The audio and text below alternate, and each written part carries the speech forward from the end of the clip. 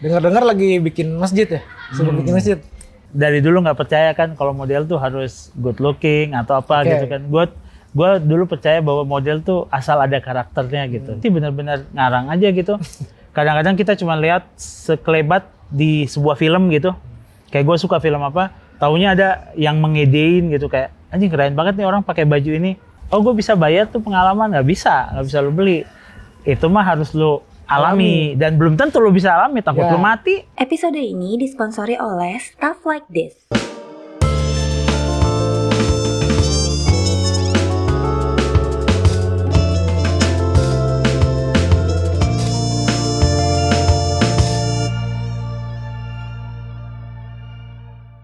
Halo, gue Aldi dan kali ini gue akan berbincang dengan Dendi Darman.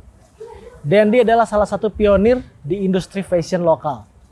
Apalagi pada zaman-zaman keemasannya. Seperti apa obrolan kita, simak di Studio Journals. Apa kabar, Den? Baik, Damang? baik. Iya. Apa kabar, Den? Nggak begitu, harusnya udah gini sekarang. Gitu ya? Udah beres kan dari Jokowi udah nggak ada. Dan si 347 sekarang lagi sibuk apa aja nih? Dengar-dengar lagi bikin masjid ya? Sibuk bikin masjid. Oh itu ini, masjid itu kan DDS, kan di sini studionya tuh ada bikin 347, bikin rumah-rumah orang, terus sekarang lagi bikin rumah-rumah ibadah gitu. Rumah ibadah. Nah, dibikin masjid, itu semuanya dikasih duitnya gitu. Jadi kita dikasih duit dari orang yang punya uang, suruh bikin masjid gitu. Kayak jadi, program CSR lah ya? Tapi perorangan rata-rata, jadi kayak beberapa orang yang dia pengen bikin tapi ya udah kita bikinin gitu. Bagus kan, jadi kayak bagus buat tabungan katanya. Dan kalau retrospektif sedikit nih, ngomongin 347.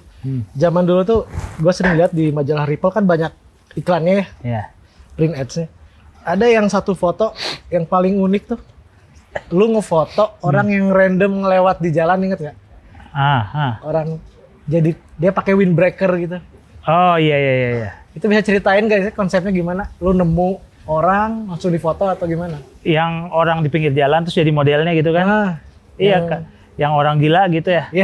Jadi sebenarnya menurut gua waktu itu kan kayak model tuh kan gua dari dulu nggak percaya kan kalau model tuh harus good looking atau apa gitu kan.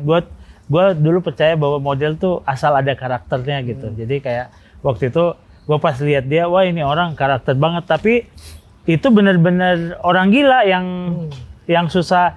Lu punya uang juga nggak mungkin dia mau difoto gitu. Nah, itu gimana tuh ngajakin? Wah, gue 3 hari pendekatan sama dia, datang dulu bawa makanan, terus bikin pembicaraan dulu, walaupun pendek pertanyaannya, karena dia nggak mungkin. Kalau dikasih pertanyaan panjang pasti dia bisa-bisa dia ngamuk kan.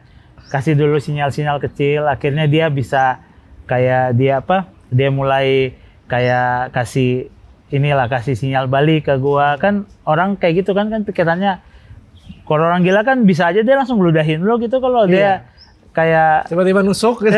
Kan jadi gua harus pelan-pelan dulu. Akhirnya 3 kali. Emang nongkrong di depan kantor itu atau gimana? Enggak, di jalan kan, gua dulu tinggal di Lembang kan. Jadi perjalanan dari kantor ke menuju ke Lembang tuh di hutan-hutan itu adalah dia di Dago, daerah Dago.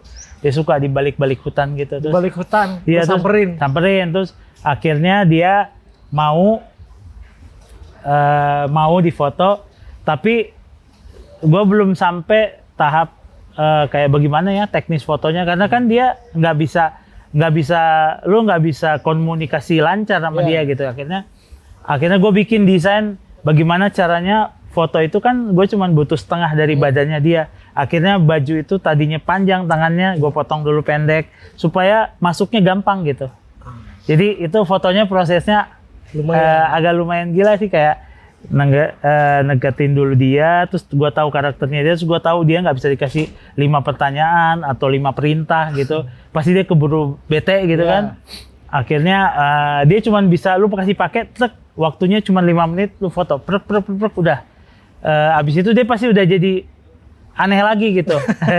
Aneh lagi. Jadi waktu gue cuma pendek, jadi ya nggak mungkin gue pakai windbreaker yang yang sangat taktikal. Kebetulan windbreaker-nya taktikal waktu itu kan, jadi banyak sesuatunya gitu. Akhirnya dipotong semua, dan frame itu pas difoto ya cuman bisa. Sebenarnya kalau dimundurin ke belakang, bajunya tuh cuman setengah, udah kepotong.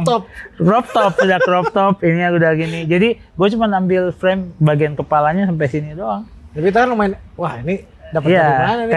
kayak banyak orang bilang, ini siapa modelnya? Gue bilang, adalah namanya. Terus udah meninggal ya? Nggak lama dari situ dia meninggal. Dia meninggalnya dia ke rumah gue. Oh iya. Ke depan halaman rumah gue meninggalnya. Semenjak itu dia ternyata jadi sahabat gue suka kasih dia makanan apa. Pas meninggal, dia tuh datang ke rumah gue. Ada di halaman gue. Gitu. Kalau ngomongin 347 dari awal nih, dengar-dengar modal awal 347 tuh selisih dari lu pindah ke ITENAS, dari ITENAS ke ITB. Kalau gua iya, dan sebenarnya sih modalnya ya kan mungkin ada 10 orang lebih waktu 347 kan. Gocap-gocap gitu waktu itu, terus sisa-sisanya tuh ada sih yang pinjem dari ceweknya gitu karena ada beberapa teman gua yang memang ada di 347 karena kita banyak, udah pinjemin aja duit cewek lo gitu. Dan gue juga waktu itu ada duit dari, kan gue pindah nih dari waktu itu sampai gue lulus dari ITB tuh orang tua gue kan taunya gue di ITENAS. Jadi selisih itu terus ada gitu setiap semester. Lumayan selisihnya untuk lumayan. jump start lumayan. Sebuah brand. Pokoknya ada yang buat gue ke 347, tapi lebih banyak yang gue pergi ke Bali untuk surfing gitu. Beli papan baru. Lebih banyak dipakai party hard ya. Waktu itu, tapi ada yang 347 gitu. Karena waktu itu kan kita sum-sum lah gitu, kayak lu duitnya berapa. Dan waktu itu kan nggak ada lah hitung-hitungan kayak lu saham berapa, apa berapa. Nggak ada, semuanya tuh kayak dibikin, ya lu duitnya lebih banyak, sumbanglah lebih banyak gitu. Jadi kayak gitu. Jadi enak lah, kayak lebih manusia banget waktu itu. Lebih organik ya?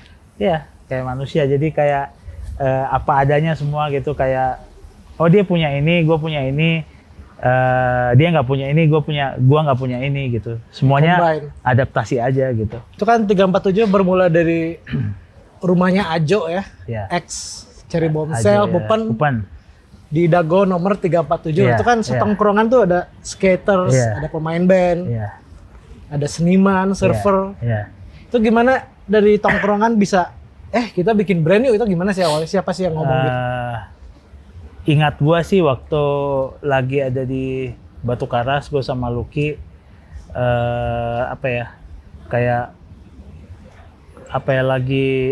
lagi jadi anak muda lah waktu itu, makan mushroom. Terus kalau makan mushroom itu berakhirnya pasti pikiran lu tuh ide kalau gua gitu kan. Terus ya itu di pinggir pantai, gue seingat gue sih, nggak tahu kalau ini ya, kalau gue salah, jadi tercetus itu gitu. Gue sama Lucky, bagusnya kita bikin gini ya, karena kita mah nggak akan bisa kerja di mana-mana gitu, kecuali kita bikin lapangan pekerjaan gitu. Nah, terus apa sih yang kita suka ya? Kita suka, gue suka banget sama baju gitu, kayak outfit itu suka lah gue gitu. Kayak apa ya? Suka dulu tuh suka. Customer gue tuh customer baju-baju yang mungkin waktu itu tuh bisa dibilang baju-baju bukan mainstream lah. Jadi kayak gue nggak beli baju di department store gitu, gue belinya di teman-teman gue yang baru pulang dari luar atau nitip atau kaos-kaos band gitu.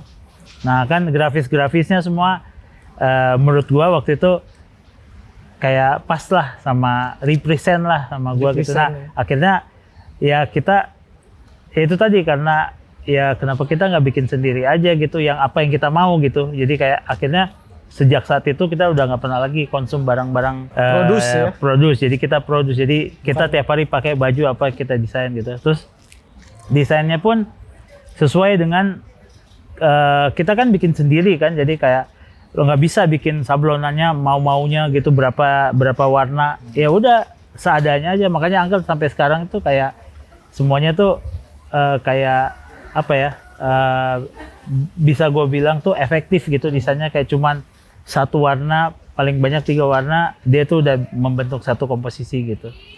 Jadi terus bisa lo cerita dikit nggak? Yang nongkrong di situ siapa aja sih dulu? Band apa aja, siapa aja mungkin? Yang pasti dulu di situ yang paling intens itu karena Ajo itu Pupen, jadi Pupen tuh paling intens. Pupen nongkrong di situ ya? Pupen, Aryan, Robin, waktu itu manajernya Helvi gitu kan.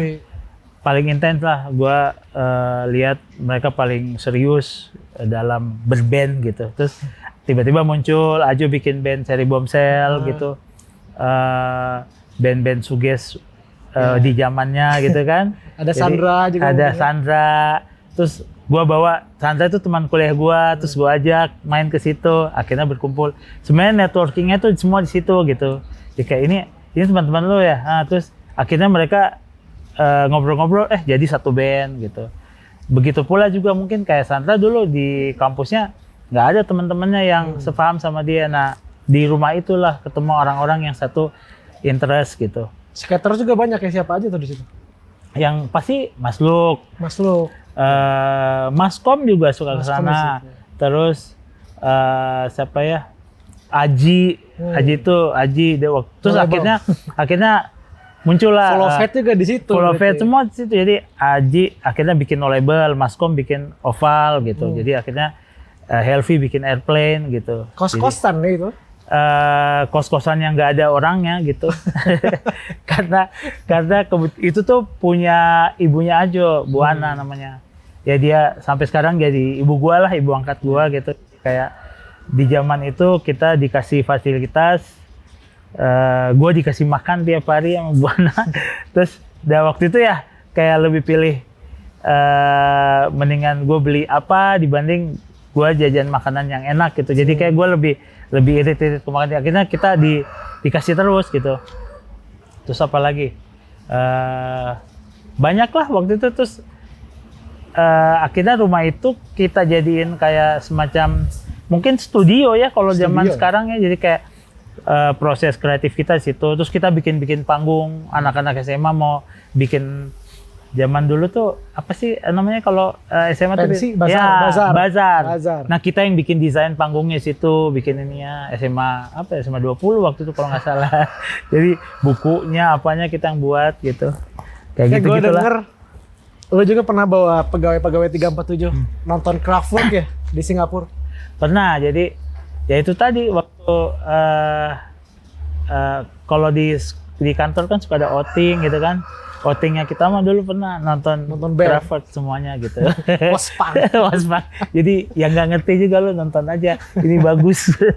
Nah, Dan, ingat nggak tahun lalu waktu gua nginterview lo, gua pernah nanya, terus lu ada statement kayak kita ini punya pengalaman dan anak-anak sekarang ini punya energi. Iya. Kalau digabung itu bagus. Bagus, iya. Itu gimana? Bisa elaborasi nggak tentang statement lo itu? Iya, karena ibaratnya gini kan, yang pasti sih kalau energi kan biasanya tuh tergantung ya. Kayak misalnya, kayak gue tuh udah nggak bisa, se-energi gue nggak seperti energi tahun 90 ketika ke party gitu. Tapi anak-anak sekarang energinya sama dengan tahun waktu gue 90 ke party. Nah, sebenarnya kan kehidupan itu, scene itu harus jalan terus gitu kan. Tapi gue mah pernah punya pengalaman, kalau lu di party tuh lu bagusnya ini, jangan melakukan ini karena ini. Jadi sebenarnya kalau itu ngomong, kalau itu terjadi komunikasi yang bagus, bukan ke masalah party aja ya, masalah yang lain-lainnya kayak sinergi yang baik ya. Iya, contohnya kayak gue yakin anak sekarang tuh idenya gila gitu kalau bikin clothing, karena referensinya banyak banget kan. Kita dulu nggak ada referensi, benar-benar ngarang aja gitu. Kadang-kadang kita cuma lihat sekelebat di sebuah film gitu. Kayak gue suka film apa, taunya ada yang mengedein gitu, kayak anjing keren banget nih orang pakai baju ini. Itu tuh pendek banget kan? Iya. Dan lu cuman itu kalau juga bisa nangkap gitu. Akhirnya pendek itu lu ambil, lu langsung Jadi improve lah sampai kayak gini nih. Tadi kemejanya tuh seperti ini. Kalau anak sekarang kan ada mood board, ada mood board, malah berhenti di situ kan. Ini keren, dia save semua terus bisa dilihat sampai 24 jam sampai kapanpun. Keren ya dibalik-balik gitu. Kalau dulu kan cepet banget. Iya. Nah, makanya gue bilang harusnya anak sekarang itu desainer sekarang itu mungkin ya lebih lebih apa ya, lebih karena referensinya banyak dan cepat, kayaknya outputnya harus lebih gila gitu. Tapi kita udah pasti punya pengalaman gitu, karena pengalaman mah kan harus butuh waktu, nggak bisa lu bayar. Kayak gue bisa bayar tuh pengalaman, nggak bisa lu beli. Itu mah harus lu alami. Dan belum tentu lu bisa alami, takut lu mati. kayak gue punya pengalaman 25 tahun urus brand gitu. Kalau lu misalnya anak sekarang, lu belum tentu bisa nyampe ke 50 tahun. Masalahnya kan nggak ada yang pernah tahu. Tapi kan. Gue lihat lu punya energi, soalnya kayak masih kemana-mana kan. Yang nggak banyak dilakukan generasi lu. Iya nggak sih? Iya, lu ke USS, kemana. Wah si Dedi lagi kesini. Gue lihat energi lu masih gede juga. Sedangkan gue lihat yang sangkatan lu kan, diem aja, mungkin banyak yang lebih penting di rumah gitu ya. Ya nggak sih? Nggak tahu ya, mungkin karena secara alami gue suka sama hal itu gitu. Kan gue tuh hobinya ketemu orang. Nah itu bisa dibilang gue merasa, oh ternyata kegemaran gue ketemu sama orang itu asal untuk hal positif, kayaknya energinya mesti ada sekarang. Menyerap gitu. energi ya, saling ngasih energi. Karena gue kan pasti udah terbagi juga, gue ada energinya, ada yang harus ketemu orang, harus ada di rumah, ketemu sama keluarga gue, anak gue, istri gue gitu. Nah itu yang tadi yang gue bilang, kayak kita tuh cuman kehilangan energi aja. Tapi pengalaman gue mau punya gitu. Makanya gue sekarang suka ketemu sama yang muda. Ya berharap sih bisa berbagi, kayak lu punya ide, gue punya pengalaman, kita mix aja. Siapa tahu jadi lu nggak usah banyak salah gitu. Kayak gue untuk menuju ke Pasar Balubur, gue harus 3 kali naik angkot zaman dulu. Kalau lu mah nggak perlu naik angkot gitu, lu cuman 1 kali pesan Grab nyampe lo gitu. Jadi kayak ngapain gitu. Tapi gue yang kasih tahu bahwa lu harus ke Pasar Balubur gitu. Intinya gitu sih. Jadi kayak daripada lu ke pasar lain gitu. Ya analoginya seperti itulah gitu.